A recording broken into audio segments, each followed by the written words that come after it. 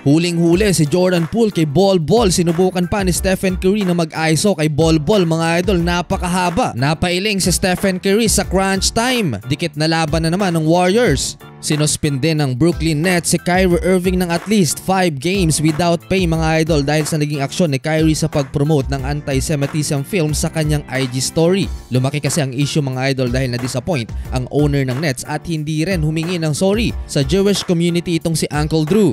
Isa pang malaking balita ngayong araw, mawawala ng at least 1 month si The Bear James Harden dahil sa foot tendon strain na tinamo nito sa laban nila kontra Wizards. Malaking problema to ng Sixers dahil mapupunta ang load kay Joel Embiid na prone din sa injury, mga idol.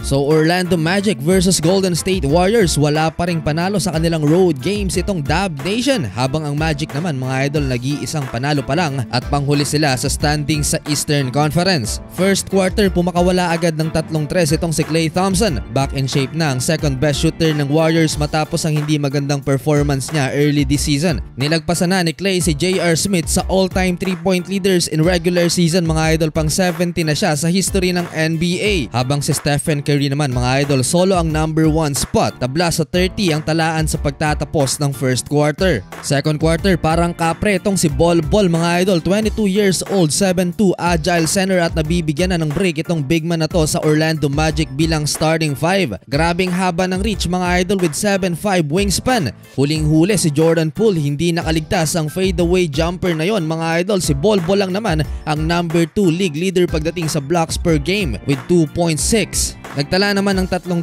si Stephen Curry sa second quarter, mga idol, para palubuhin ang lead ng Warriors 65-53 end of first half. Third quarter, Paolo Banchero ang kumana sa Orlando Magic with 11 points. 6'10" ang height nito, mga idol, na kayang magdala ng bola. Inside-outside shot creator. Nagtala naman ng 14 points sa quarter na to si Stephen Curry. Buhat niya ang Warriors, mga idol. Nagkaroon ng late run ng home team hanggang sa dumikit ang laban 98-96.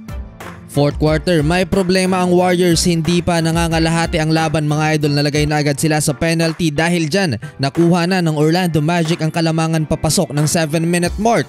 Halos sa free throw line, karamihan nagmula ang puntos ng home team. Frustrated na itong si Steve Kerr sa tawagan ng officials. Si Bol Bol ang bumantay kay Stephen Curry sa labas dahil sa haba ng kamay niya. Down the stretch, muling naidikit ng Warriors ang laban, 114-115. Last 3 minutes sa crunch time, Stephen Curry back-to-back mid-range jumper para muling kunin ang lamang sa Orlando Magic. Yun nga lang, mga idol, laging may baong bala itong Magic para i-counter ang greatest shooter. Dahil sa tindi ng depensa ng Magic, napailing na lang at hindi makapaniwala si Stephen Curry. Ibang klase ang depensa ni Jalen Suggs. Offense-defense, mga idol, problemado si Curry kay Suggs.